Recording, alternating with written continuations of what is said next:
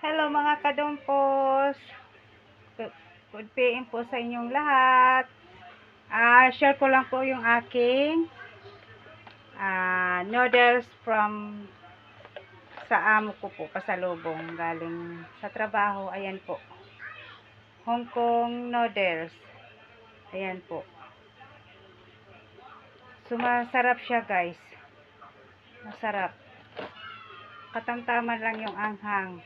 Ayan. Ito pa po. Ayan. Masarap siya, guys. Tama lang yung timpla. Ito yung laging pasalubong sa akin, galing sila sa work. Ayan po siya. Ayan, 2.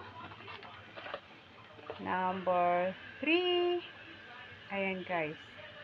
Lalaki po niya, guys. Lalaking cup. Ayan. Kasi alam ng amo ko na paborito ko tong mga noodles na to. Ayan, guys. And then the last one. Tada! Instant noodles braised pork flavor. Ayan, guys. Sarap niya, guys. Ayan. Kaya pagka ito na po yung pagkain ko, hindi na po ako nagra-rice kasi ang laki po. Ayan. So, guys, ayan, guys, 4 na piraso pasalubong sa akin kasi pagka nagutom daw ako, kakainin ko raw, sabi ng aking mabait na amo. Kaya papasalamat ako kay Lord dahil binigyan ako ng mabait na amo. Mapagbigay sila, lalong-lalo sa pagkain.